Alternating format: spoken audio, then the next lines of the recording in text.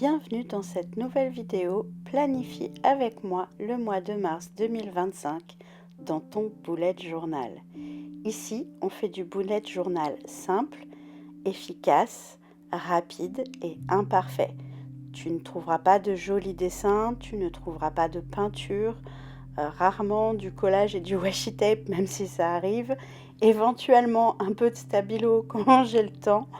Mais je te montre mes modèles que j'utilise dans mon bullet journal chaque mois pour organiser ma vie de multipote. Je suis Carole, je suis coach en multipotentialité et mentor multipotentiel. Je t'aide à aller au bout de tes projets et notamment en apprenant à organiser ta vie à la façon qui te convient à toi, à ta façon de fonctionner, à ton système. Pourquoi je parle de bullet journal? Parce que le bullet journal est parfait pour ça. Le créateur du système du bullet journal a un TDAH et c'est pour ça qu'il a créé le bullet journal, parce que ça lui permettait d'avoir un système parfaitement adaptable et adapté à ses besoins. Et c'est ça que j'aime dans le bullet journal, c'est que chaque modèle, chaque page, chaque carnet peut être absolument adapté à tes besoins du moment. Donc, je te montre dans ces vidéos ce que moi je fais dans mon bullet journal et libre à toi de les adapter à ta vie. Au contraire, je t'y engage fortement d'adapter chaque chose à ta vie. Et ce que je cherche à faire à travers ces vidéos, c'est te donner des idées et te montrer que les pages n'ont pas à être parfaites pour être efficaces et pour être utilisées. Donc pour ce bullet journal, tu vas avoir besoin d'une vingtaine de minutes, un carnet et un crayon. Parce que pour le mois de mars, je vais faire encore une fois très simple et très efficace. Tu as peut-être remarqué que cette vidéo arrivait un peu plus tard que d'habitude. Et le mois de février n'a pas manqué à ses promesses, il était bien chargé. Le mois de mars s'annonce tout aussi intense. Du coup, j'ai besoin d'un système simple, efficace et surtout, j'ai besoin de ne pas passer trop de temps à le préparer. Donc, comme d'habitude, ce que je fais, c'est que je prépare mon modèle en début de mois et ensuite, je vais l'utiliser chaque jour, chaque semaine et en fin de mois, début de mois, je vais faire le point sur ce qui s'est passé et préparer le mois suivant. Donc là, je prépare le mois de mars 2025. Je me fais un petit calendrier sur la page de gauche et je réfléchis, mais je laisse la page de droite libre entièrement pour pouvoir noter des choses au fur et à mesure du mois, peut-être une citation ou peut-être des choses importantes que je ne veux pas oublier. En tout cas, je me laisse la liberté, je me laisse de la place et c'est ce que je fais beaucoup dans mon journal quand je prépare mes modèles de mois ou de semaine, je me laisse la place. En ce moment, je prépare mon mois d'un seul coup parce que, comme je te l'ai dit, j'ai des journées assez chargées, des semaines assez chargées. Donc, j'ai besoin d'aller vite et d'être efficace. Du coup, je vais au plus simple. Et donc, si d'habitude, j'aime bien préparer mon bullet journal pour le mois et ensuite quand je prépare pour le mois, je prépare une semaine ou deux en fonction de si j'ai envie de fonctionner à la semaine ou à la quinzaine. Et ensuite, je vais préparer la semaine ou la quinzaine d'après au fur et à mesure. Et j'en fais un petit rituel hebdomadaire ou bimensuel pendant lequel je vais aller faire un petit point sur ce qui s'est passé et préparer ma semaine ou ma quinzaine suivante. C'est pas du tout ce que je fais ici. Là, je vais aller préparer mon mois entier d'un seul coup. Ici, ce que je suis en train de faire, c'est de poser le mois de mars en entier sur une double page avec simplement un jour par ligne. Je repars sur mes bases, je reste avec ce qui marche. Et une fois que j'ai noté chaque jour et chaque semaine, je saute une ligne entre chaque semaine et cette ligne, je vais la remplir, je vais créer un petit tableau très simple. Cette double page, elle me sert en quelque sorte d'index du mois de mars. Je vais aller y noter les événements importants, les choses à ne pas oublier et les choses comme les jours fériés, les changements de lunaison, les anniversaires, les événements divers et variés, les rendez-vous, ce genre de choses, mais je ne vais pas aller noter dans le détail. C'est pour ça que je n'ai qu'une ligne par jour. Je vais vraiment aller mettre les grandes lignes de ce qui se passe dans mon mois pour voir mon mois d'un coup d'œil. Pour aller remplir ce tableau, une fois que j'aurai préparé mon bullet journal, je vais aller regarder au début, là où j'ai préparé mon index général, c'est-à-dire là où on voit toute mon année d'un coup et où je vais aller noter d'un mois sur l'autre les choses qui arrivent dans plusieurs mois. À chaque fois que je vais aller préparer mon journal, je vais me référer à cet endroit-là, je vais aller regarder ce que j'ai noté qui arrive pendant le mois et je vais le noter dans ce tableau.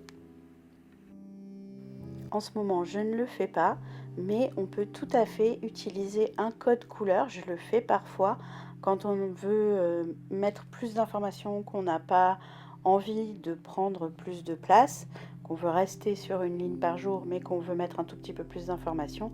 On peut utiliser un code couleur et créer une légende ou mettre des petits symboles. Par exemple, pour les anniversaires, souvent, je dessine un petit gâteau vite fait en 3 coups de stylo ou une bougie, ce genre de choses.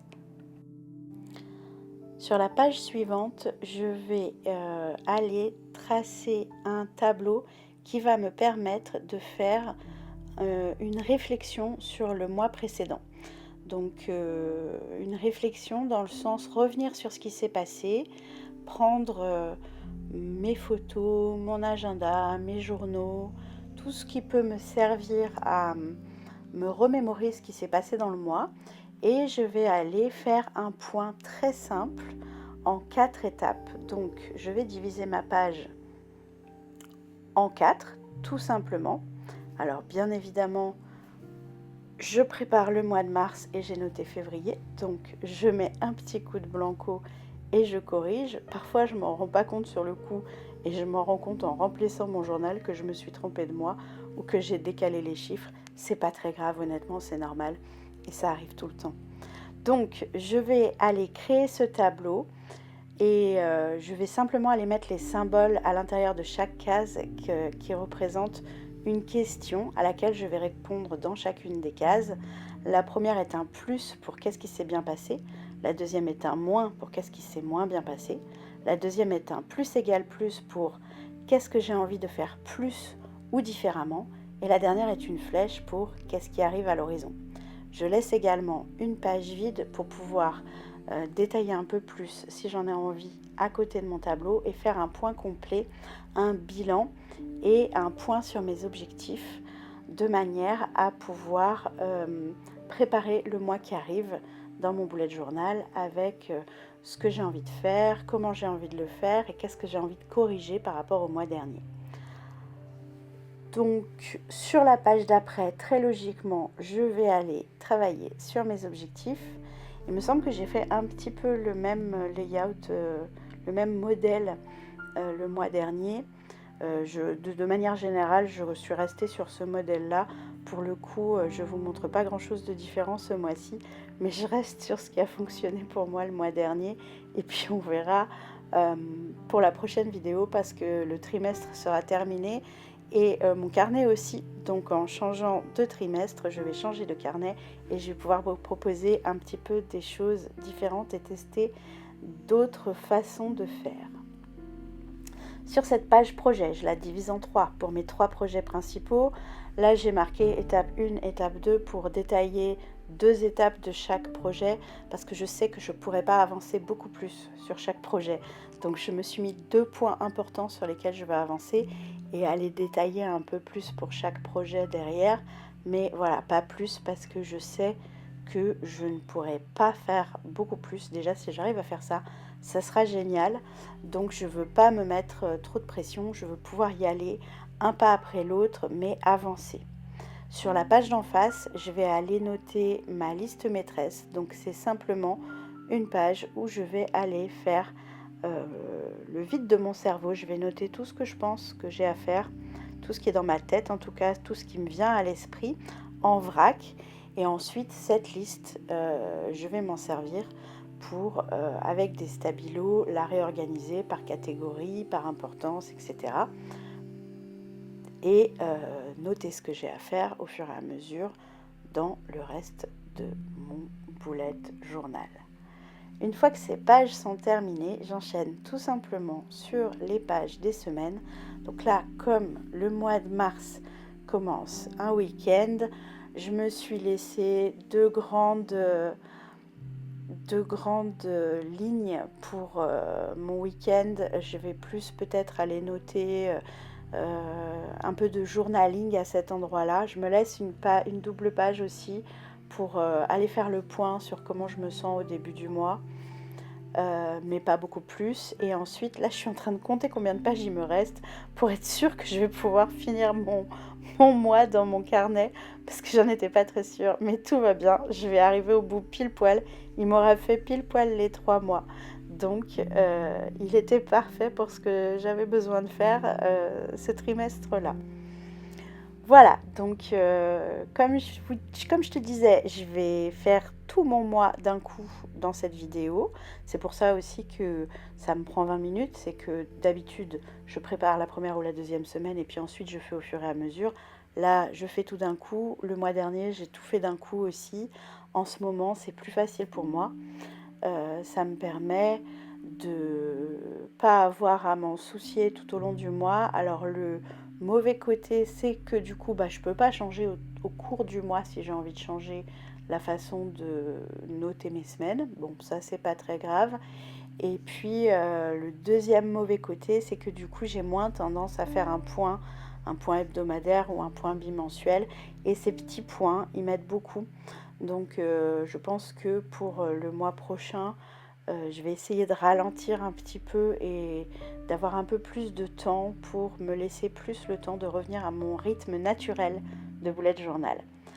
Pour mes pages de semaine, je vais utiliser la double page parce que je fais la semaine travailler d'un côté, le week-end de l'autre, et je me laisse de la place pour me faire ma liste de la semaine, ma liste de choses à faire, ma liste de choses à penser, ma liste de notes. Je me laisse de la place pour noter tout ça sur ma page de la semaine et avoir vraiment tout sous les yeux.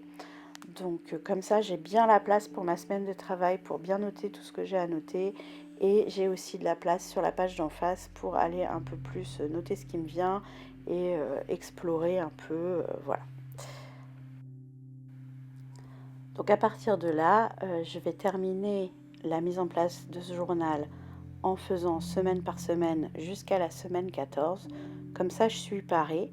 Ensuite, ce que je vais faire, c'est que je vais me réserver, je pense, une petite demi-heure pour faire le point, le bilan, la réflexion du mois et le point sur mes objectifs et remplir mon bullet journal en fait. Donc, je prépare en 2 temps, c'est-à-dire que une première fois, je prépare mon modèle et une deuxième fois, je remplis et j'utilise mon journal. Et ensuite, tous les jours, je fais mes pages du matin dans un carnet où je fais mes pages du matin. Donc les pages du matin, si tu n'en as jamais entendu parler encore, c'est un exercice de créativité qui consiste à rédiger 3 pages à la main chaque matin quand on se réveille, sans aucune règle, aucun guide, à part le fait qu'il faut écrire 3 pages de tout ce qui nous passe par la tête. Et c'est un moyen de vider son esprit. Je ne sais pas comment l'expliquer autrement, mais pour moi, vraiment, les pages du matin, c'est on pose tout dans un carnet le matin en étant encore un peu dans le mood du matin, à la fois un peu brumeux et à la fois un peu frais. Moi, je fais ça en buvant mon café, c'est pour ça que je suis un peu dans cet entre-deux quand je fais mes pages du matin. Et au fur et à mesure qu'on avance dans les pages, c'est comme si on rangeait notre tête, on rangeait notre cœur, on déposait nos émotions. Enfin bref, ça a tout un tas d'avantages. Et c'est un exercice qui est vraiment très efficace, qui fait beaucoup de bien en termes de santé mentale comme en termes de créativité. Donc je le conseille fortement. Et donc, moi, je vais aller faire mes pages du matin et ensuite, je vais aller prendre mon bullet journal, regarder ce que j'ai à faire dans la semaine, ce que j'ai prévu de faire aujourd'hui, s'il y a des choses qu'il faut que j'ajoute. Je vais aller préparer mes 3 tâches les plus importantes sur lesquelles je veux avancer dans la journée. Et c'est comme ça que j'utilise mon bullet journal. Quand j'ai quelque chose à noter, je vais aller faire ça. Soit si je l'ai sous la main, je vais le faire, je vais le noter tout de suite dans mon bullet journal. Soit je vais attendre de faire mon point du soir pour aller me noter les choses. Et dans ce cas-là, je vais mettre directement les choses dans mon agenda ou dans une appli de tâches ou de rappel. Et pas forcément aller le mettre dans mon bullet journal si j'y pense pas, c'est pas très grave. Mais voilà comment j'utilise mon bullet journal au quotidien. Il me sert plus en fait d'endroit où je vais aller organiser mon cerveau avec un papier et un stylo en quelque sorte. Une fois que j'ai posé tout ça en vrac et organisé un peu plus tout ça, je vais aller le déposer dans mon espace numérique où je vais mettre des rappels et des choses qui me permettent de penser à faire les choses. Mon bullet journal, il est vraiment là pour me garder en mémoire ce que j'ai fait, me garder des souvenirs de ce que j'ai fait et puis préparer mes plannings, mes journées, mes semaines, mes mois de manière posée et coupée. C'est-à-dire que quand je prépare mon bullet journal, de toute façon, mon téléphone, il est occupé à filmer ce que je fais, donc je ne peux pas m'en servir. Mais quoi qu'il arrive, j'utilise pas mon téléphone. Je n'ai pas de notification. Je suis vraiment dans ma bulle. Même pour préparer le modèle, c'est un moment, comment dire, un peu méditatif pendant lequel je vais passer du temps pour gagner du temps. Ces derniers temps, j'ai beaucoup utilisé de petits carnets lignés très fins avec peu de pages pour faire mon bullet journal parce que j'aimais bien le fait de pouvoir le glisser dans mon filofax ou le glisser dans mon sac sans qu'il prenne trop de place et pouvoir l'emmener. Il y a des moments où j'emmène pas du tout mon bullet journal avec moi, il y a des moments où je le trimballe partout avec moi. Je vais réfléchir à ce que je vais faire pour le trimestre prochain, quel type de support je vais utiliser pour mon bullet journal. Donc si vous avez des préférences, que vous avez envie que je vous montre comment faire le bullet journal dans un classeur par exemple, ou dans un autre type de carnet, dans un autre format ou d'une autre manière, que vous avez des idées, que vous avez envie que je vous montre comment moi je fais ces choses-là, parce que ce sont des choses que j'ai déjà fait par le passé. J'ai utilisé toutes sortes de formats pour mes carnets boulettes et j'ai utilisé le filofax, j'ai utilisé les classeurs, j'ai utilisé A5, A6, enfin bref, tout un tas de formats différents. J'ai même utilisé du A4, j'ai utilisé ce que j'avais sous la main en réalité. Donc j'ai testé plein de trucs, j'ai testé les beaux carnets classiques et les carnets un peu plus arty. J'ai testé les carnets tout simples, les carnets à 1 € de chez Action, enfin bref. J'ai testé tout un tas de choses, mais je suis sûre qu'il y a encore plein de façons de faire que j'ai encore pas testé. Donc si vous avez des idées, je suis preneuse. Et si vous avez envie que je vous montre certains supports, je suis preneuse aussi. Faites-moi toutes vos suggestions en commentaire et on va voir comment on organise le trimestre prochain parce que du coup ça y est, on va finir avec ce mois de mars de boucler la première partie de 2025. C'est passé à la vitesse de l'éclair. Donc la prochaine vidéo, on va préparer le trimestre suivant et on va voir comment faire le point sur le début de l'année et l'arrivée du printemps, etc. Le mois de mars, c'est aussi le moment où je vais commencer à me lancer des défiteries. Donc, si tu as des envies particulières de défiterie, que tu as des zones en particulier sur lesquelles tu aimerais que je prépare un défiterie, Laisse-moi tes suggestions également parce que je suis en train de préparer le défi tri de 2025. Donc, pour rappel, le défi tri, c'est un défi rapide et simple comme mon bullet journal. C'est-à-dire que quel que soit le thème du défi, en général, c'est 7 jours, 15 minutes par jour, une action simple.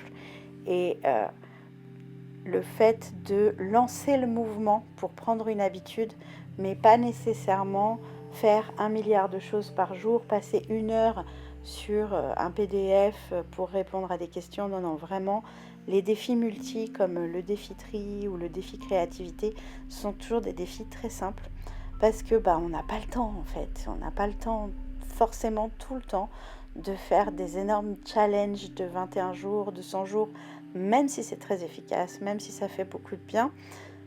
Le fait de faire régulièrement des petits défis, c'est aussi quelque chose qui est très efficace et qui fait beaucoup de bien, mais qu'on fait jamais. Alors qu'en fait, le fait de passer 15 minutes par jour sur quelque chose qui est important pour toi, ça suffit à faire une vraie différence. Donc, si tu as envie de faire du tri chez toi, dans ta maison comme dans ton téléphone ou ton ordinateur, surtout, n'hésite pas. Voilà pour ce bullet journal 2025, mars 2025. Encore une fois, très simple, très rapide, on fait efficace et pas toujours très droit, mais encore une fois, c'est pas grave. Fait est mieux que parfait.